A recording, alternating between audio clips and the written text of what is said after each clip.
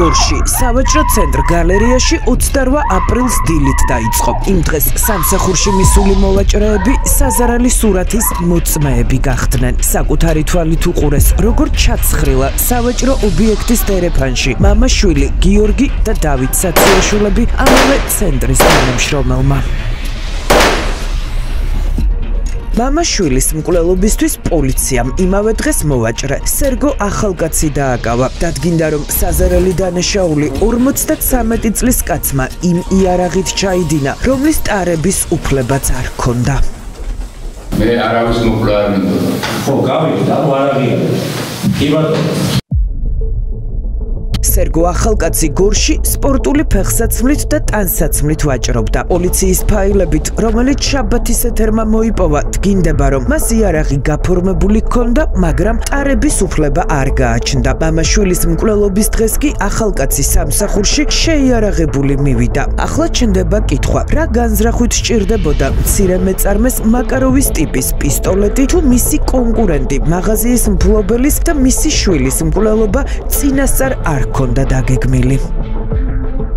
იარაღით ვინ დადის ესე შეიარაღებული გეხოცებით რა.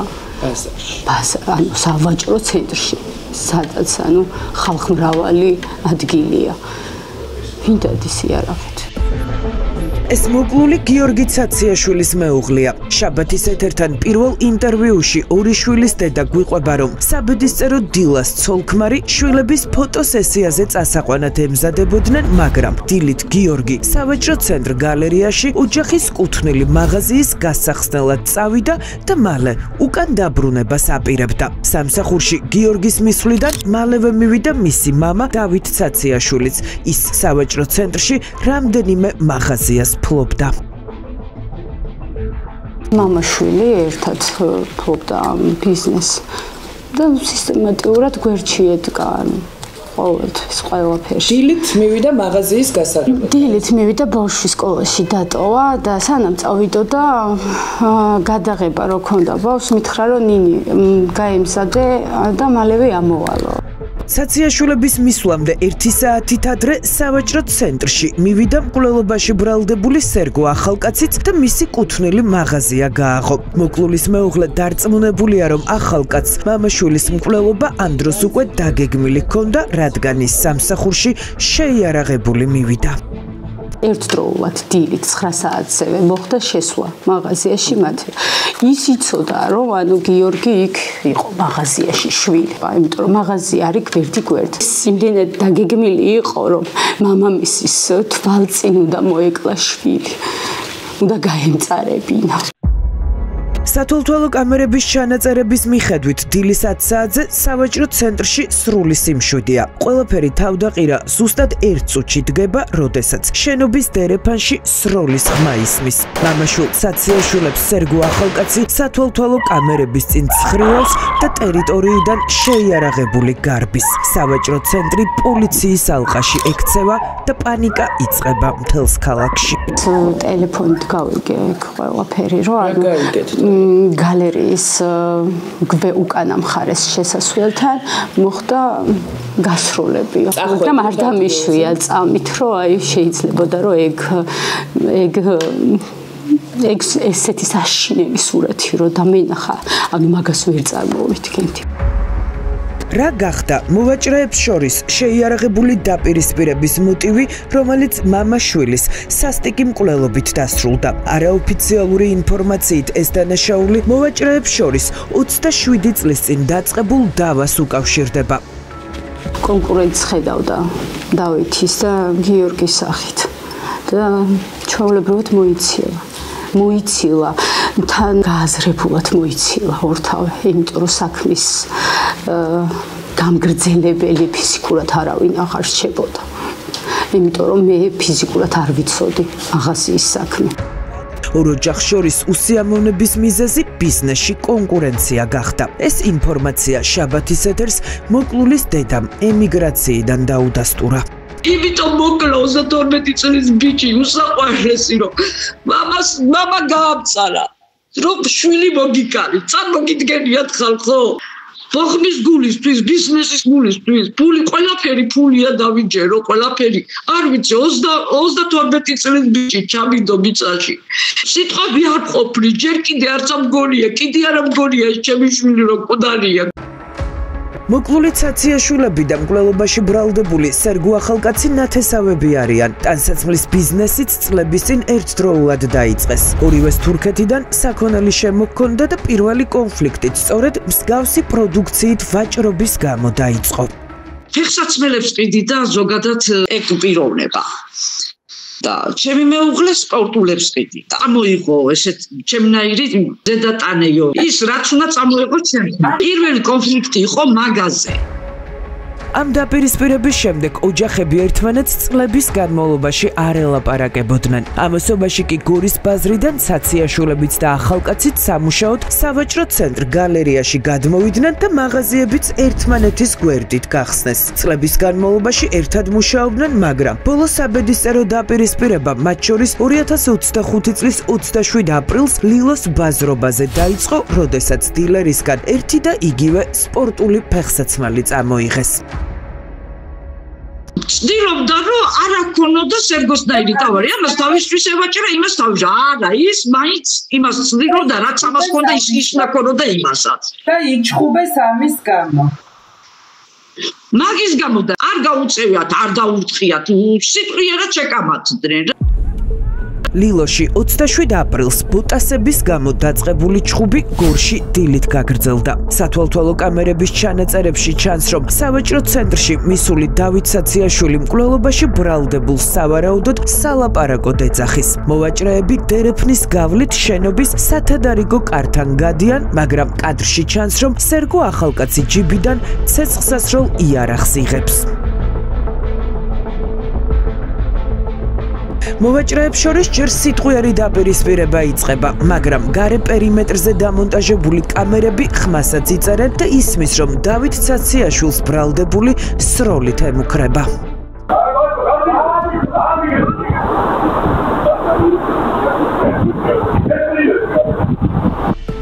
სიტყვიერ დაპირისპირებას შემთხვევით შეესწრო საქმის ოქროს მოწმე ელზა ჩხიკვაძე. მოვაჭრე, რომელიც იმ დღეს სამსახურში ადრე მივიდა და ავტომობილი შენობის უკანა მხარეს გააჩერა. ერთი სიტყვა უთხრა გესვრი. ახლა მეთქი ახლა სიტყვის მასალად ეუბნებოდი და დავიძახე. დათო მეთქი და ხოწები რა გამოეცალე მეთქი რა. კადრშიც ჩანს ეს. გამოიხედა თუ არა, ეგრევე ესროლა. ეს წამოვიდა და იქ ჩაიჩოქა. აი ეს. ის წავიდა და იქ დადგა. სიტყვიერი კონფლიქტი ცაციაშვილსა და ახალკაცს შორის ერთ წუთს გრძელდება. ხმაურზე მაღაზიიდან გამოდის დავით ცაციაშვილის შვილიც, გიორგი ცაციაშვილი, რომელმაც ლილოში მომხდარი კონფლიქტის შესახებ არაფერი იცოდა, იმ ადგილისკენ მიემართება, საიდანაც დაპირისპირების ხმა ისმის, მაგრამ როგორც კი მას სერგო ახალკაცი ხედავს, სროლას იწყებს. გიორგი ცაციაშვილს მამა გადაეფარა, მაგრამ მკვლელობაში ბრალდებულმა მასაც ესროლა. ესროლა ეს ბავშვი ხო ჩაიკუნტა. ეს შემოტრიალდა უკნიდან და მე ბეჭებში ორჯერ ესროლა. ანუ გიორგი ჩაცხრილა აქ. ხო 30 წლის გიორგი ცაციაშვილს მკვლელობაში ბრალდებულმა 4ჯერ ესროლა. ორი შვილის მამა ადგილზე გარდაიცვალა. საყრდენი კედელი რო იტყვიან, მამოძრავებელი ძალა გამოკვეცალა ხელიდან რა. ჩემი შვილებისთვის პასუხი არ მაქვს, რატომ რომ მეკითხებიან დედა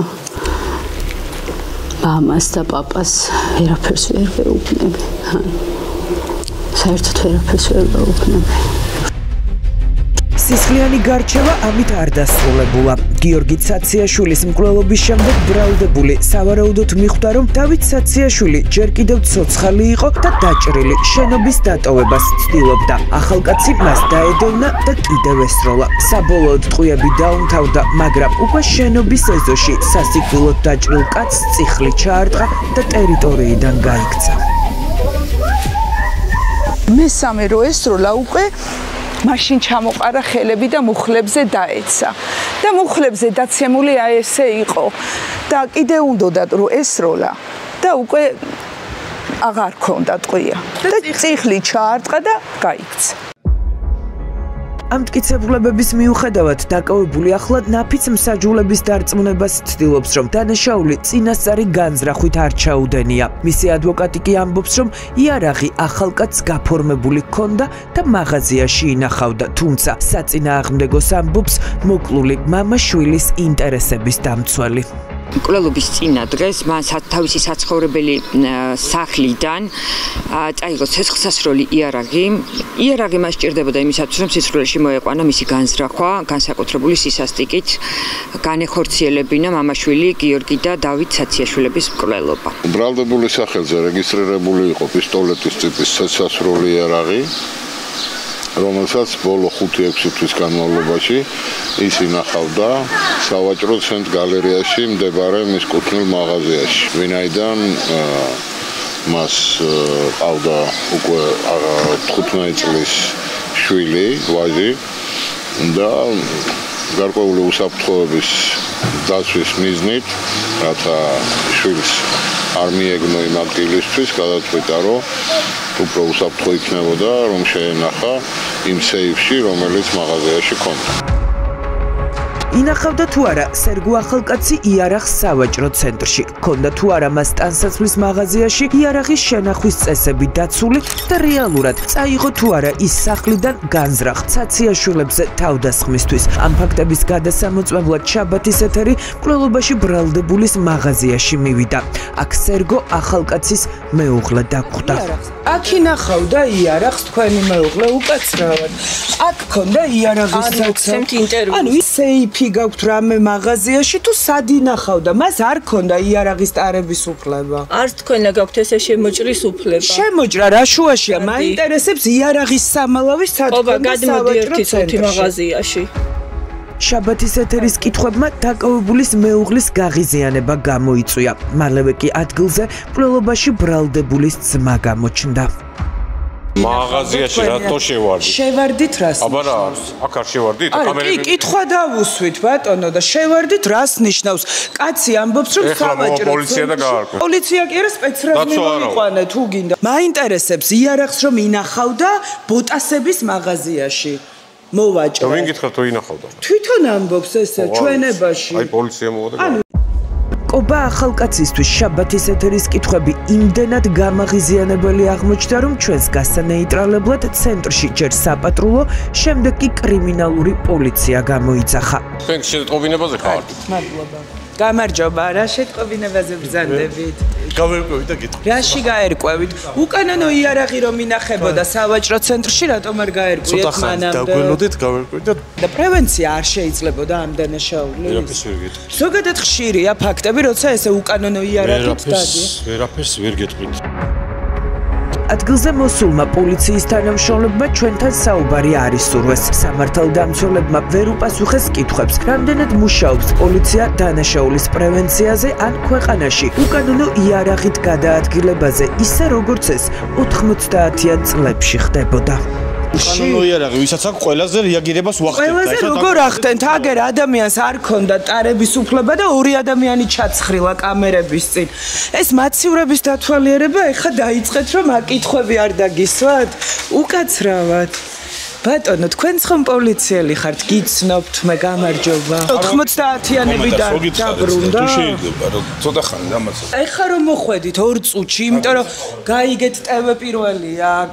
მაშინ რატომ ვერ მოახდინეთ პრევენცია?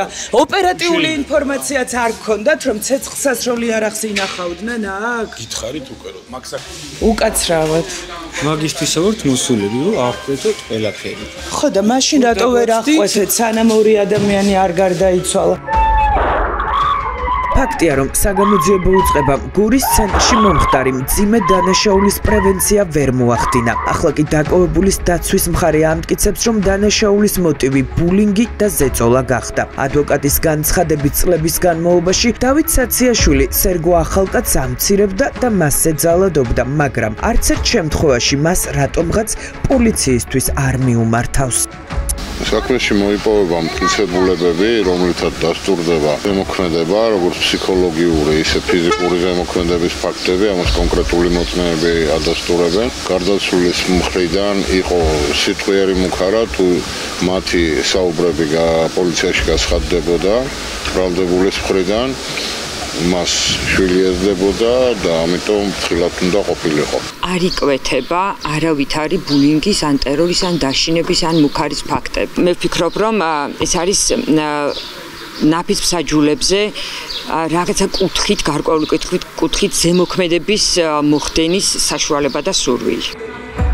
კვლევობაში ბრალდებულზე ძალადობის ფაქტის შესახებ არაფერი იციან არც იმ მოვაჭრეებმა, ვინც წლების განმავლობაში ახალკაცთან და ცაციაშვილთან ერთად ჯერ ბაზარში, ახლა კი სავაჭრო ცენტრში მუშაობენ.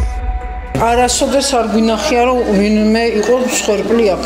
რამ არავის ძალადობა არ მინახია აქ. უბრალოდ ეგ ვიცოდით რომ არ ლაპარაკობდნენ თორე რომ არანაირი ძალადობა აქ არ ყოფილა. ან ის ამბობს რომ სისტემატიურად დავით საციაშვილი მას ჩაგრავდა. ჩვენ არ დაგვინახია აქ.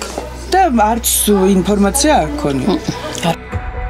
მოკლული მამა-შვილის ოჯახი დაკავებული სამაგალითოდ დასჯას ითხოვს. მათი მოთხოვნა უვადო პატიმრობაა. წინააღმდეგ შემთხვევაში ოჯახი პროტესტის უკიდურეს ფორმას აანონსებს. მოვითხოვ, რომ დაისაჯოს. იმ სასჯელით, რასაც ეკუთვნის. სამუდამო პატიმრობა. სამუდამო პატიმრობა. არც კი განვიხილავ სხვა სასჯელს.